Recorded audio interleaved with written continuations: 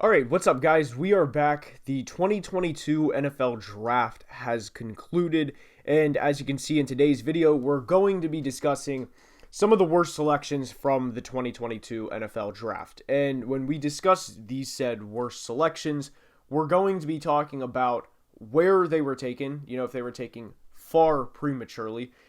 Did they fill a team need? And three, were there better players on the board at the same position that said team could have taken? And the first pick that I want to discuss, keep in mind over the past couple days, I released a video on the New England Patriots with Tyquan Thornton at 50 overall, which was horrible.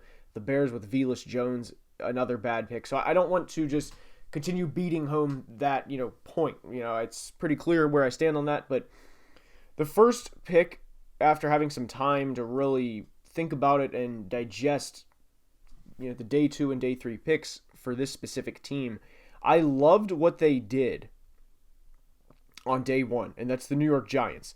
They got Evan Neal they got Kayvon Thibodeau at 5, and then Evan Neal at 7.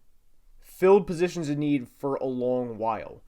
And on day 2, I don't have a problem with them selecting a receiver, because we know Daniel Jones is entering the final year of his career where he's guaranteed to start. After this, who knows? He could have a Nick Foles path where he's just a backup everywhere, who, as I was recording this, got released by the Bears, or he could start for the Giants for a couple of more years. And when you commit to a quarterback, and you help him out by drafting receivers early with high draft capital, which, by the way, I commend teams for doing. Chicago could have done a better job at that. But Wan'Dale Robinson at 43, to me, didn't make a lot of sense. I thought there were not just one or two, but probably 5 or 6 better receivers on the board than Wan'Dale. And it starts with the player that was selected immediately after him, in John Mechie.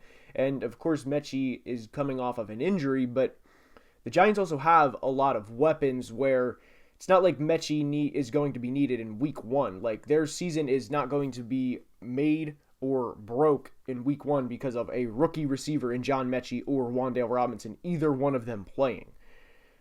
So that was one receiver.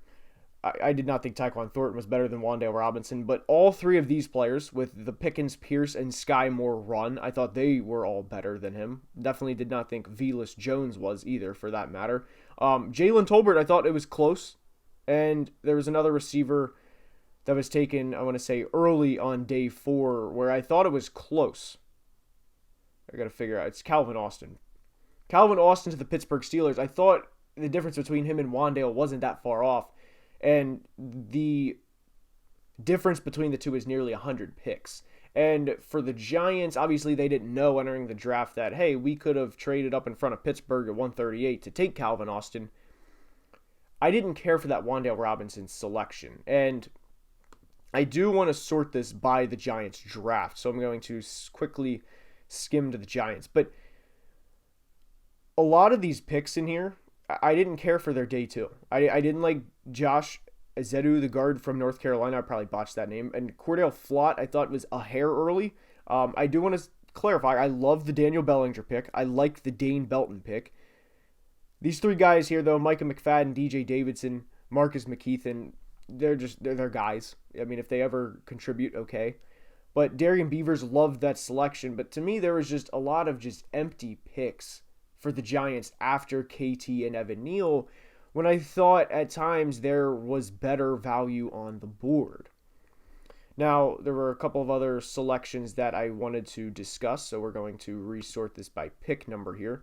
We're going to start at about the 75 area. By the way, there were plenty of good selections between 75 and the end of the 3rd round, where teams, I think, have legit starters. Not just, a spot start here or there, but I'm talking like they can start for a couple of years. I'm not going to go through all of them in this part of today's video, because we're going to release another video and it's going to be some of the best selections. But the Bengals here, Zach Carter, this was another selection. I don't dislike Zach Carter, the player. I kind of dislike the thought process for Cincinnati when you take a player in Zach Carter, who is not bad by any means, and I'm not trying to suggest that he's, never going to start for the Bengals. He's never going to play games. You had to replace the holes that Larry Ogunjobi left. And Larry Ogunjobi had a hell of a final season in Cincinnati. But the Bengals, to me, kind of reached, and that Zach Taylor's selection, or excuse me, Zach Carter, Zach Taylor's the head coach, Zach Carter's selection at 95, to me, could have been addressed at 60 when you see the Bengals, who, and I thought they reached a little bit on corner Cam Taylor-Britt from Nebraska. And then you have your division rival Baltimore Ravens take Travis Jones from UConn, who to me is a lot better of a defensive tackle than Zach Carter. And I realize within the defensive tackle position that they each, play their own separate positions, because Travis Jones is more of a, as it says, nose tackles. Travis is a big boy. But when you have Trey Hendrickson on the edge and you have a team that you trust and a back seven that you're getting more and more comfortable with, slot corner Mike Hilton had a good 2021. You expect him to be good. Of course, you took Dax Hill and Jesse Bates. Why not go for the better overall player at that point? So I wasn't the biggest fan of the Bengals taking Zach Carter at 95 when I thought he was significantly lesser of a prospect than Travis Jones. And Travis Jones fell into their laps at 60, and Travis was, by the way, he was talked about as a potential first-round pick. So I didn't care for that selection from the Cincinnati Bengals in that aspect. Now, let's go to a couple of other selections. By the way, the Colts killed the draft. I absolutely loved what they did, even though they didn't have a first-round pick. And here we are, where the Minnesota Vikings, this is another pick I didn't understand that they made, a Caleb Evans. I get that Kwesi wanted to go with speed, but the fact of the matter is they traded a 5 and a future 4 to come up and make this pick for a guy who's a height, weight, speed prospect that you're hoping can turn into a good football player. And with Ed Donatell's defensive system, you don't need great corners, but to trade the future draft capital part is kind of what I struggle to, I don't want to say accept, but that's what I struggle to justify when making this selection. Because I don't think any of these teams in this area would have been like, yep, a Caleb is our guy. And within this 5 selection span, I thought the Raiders got a good running back here in Zamir White, and the Chargers in Isaiah Spiller for that matter too. And I think each of those guys are at some point in their 4-year rookie contract are going to play key snaps for each team. And especially Zamir White, because the Raiders didn't pick up Josh Jacobs' option. So my thing with the Minnesota Vikings here is they were on the clock at 122. Eventually they traded back to 126 with the Raiders. And my point here is you traded a future pick when you were selecting. I'm pointing at the screen, sorry you guys can't see it. But there's 5 spots here, and a Caleb Evans would not have gone in those 5 picks. And to give up a future pick for that, to me, was what I struggled with and why I didn't like the Caleb Evans selection. And by the way, with all these players that I'm saying I thought were, the big losses, if you will, or just not good picks, I want to get this clear. I'm not sitting here saying, if you ever watched this video in 2023, 2024, where, I was right, those guys didn't pan out, and I can give myself a nice pat on the shoulder. That's not what I'm going for. Because I want every player that was drafted to succeed and to have a long, successful NFL career. Unfortunately, that's not going to be the case. But I'm not saying that to try and, feel good about myself and to try and think that I'm going to be right about some of these other picks that were made. And the thing that always gets me with the NFL draft and what never just kind of fails to amaze me is the selection of especially corners and receivers, because there's so many. And of course, you can nitpick any draft in the history of NFL drafts. But the Seahawks, they won the draft. I mean, not won, definitively out of the NFL, but for what we're accustomed to from the Seattle Seahawks, they had one of the best drafts they've had in the past couple of years. And they got Kobe Bryant and Tariq Woolen at corner. And what amazes me is Jacoby Durant from SC State's taken above him. Demarion Williams from Houston's taken above him. And You can even keep going back up to a Caleb Evans and Jalen Armour Davis. I actually do like Jalen Armour Davis. But to me, Tariq Woolen was a perfect guy you take in the fourth, even really as late as the late round 3, and just say, all right, buddy, you have all the physical intangibles. Let's see what you're made of.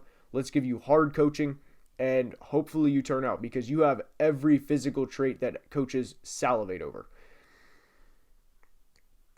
But I don't want to get into the nitpicking of, pick 160 on the final 100 picks and say, oh, well, let me point to one of my favorite picks here.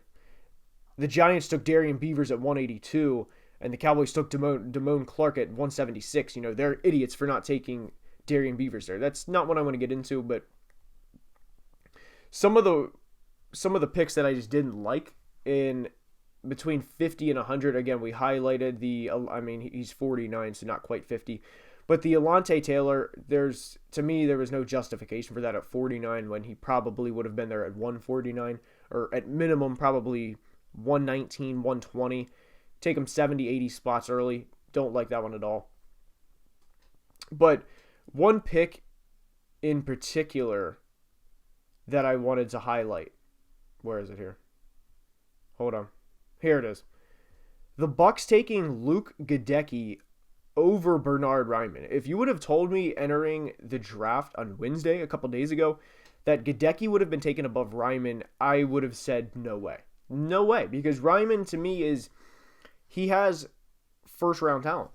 And obviously he's going to be 25 years old, so I understand that. Not to say that this pick is worthless for the Bucs and that Goedeke's not going to be a good player, but I don't understand the justification for Tampa to take Luke Goedeke over a Bernhard Raimann. And with Raimann being 25 years old, I think the Bucs would be, out of any of the 32 NFL teams, the team to care least about a player's age. Because this is a franchise that, between that 2002 Super Bowl and between that Tom Brady, when he signed right at the start of COVID back in March of 2020, or right around that time, they didn't do anything. And you're in this window now where you're going as far as Tom takes you until Tom retires. Because Tom's 45 years old, will be at the start of the season. And I don't understand the justification in taking a player who wasn't as good as his teammate 20 spots higher. So if there's a pick to not like from the Tampa Bay Buccaneers, I think that is the one. And I'm going to sort this by a team real fast, because there's one thing I want to highlight big here. The Arizona Cardinals trade pick 23 from Marquise Brown. Good. You make your quarterback happy. I thought they overpaid slightly to get Marquise Brown, especially when A.J. Brown went for a 1 and a 3, and you gave up a 1 for Marquise Brown, but that's besides the point. You need interior offensive line help, and while Kyler is, by every definition and every metric, a scrambling quarterback, there were good guards on the clock available. They were available when Arizona was on the clock, especially on day 2. Here's one that I wanted to highlight here. You're up at 87, and you take Cameron Thomas, defensive end, San Diego State. I don't have a problem with that player. I have a problem when Dylan Parham, a guard who to me was a top 50, 60 player at worst. To me, he was top 50, but some people had him in the top 60. But Dylan Parham's on the clock at 87. He's taken 3 spots after you take Cameron Thomas in what was already a deep edge and a deep pass rushing class. And he's available at a position you desperately need, and a position you need to help your quarterback out to win ball games. That was one where I simply didn't understand, but I feel like you can go through those with every team. But for today's video, the first of today's video, the New York Giants, tremendous day 1. To me, questionable day 2. And day 3, it was hit and miss. I liked what they did with a couple of their picks on day 3. Obviously, you're not going to hit on every single pick ever in the history of your franchise's draft. It's just not going to happen. But Arizona Cardinals could have and should have taken a guard earlier than the 215th overall selection, whether you trade for Hollywood Brown or not. That it shouldn't have been that late in the draft. And if you expect, let's go up and check Lecitus Smith, guard, Virginia Tech. If you expect him to come in and compete and start from day 1, Kyler might as well just start the snap in motion himself and start running. But anyways, That's all I'm going to have for the first of today's videos. I hope you enjoyed, and if you did, now is the time I ask you to please leave a like and subscribe to the channel, as it would truly mean the world. And until next time, as always, please be safe and have a great day. Love you guys.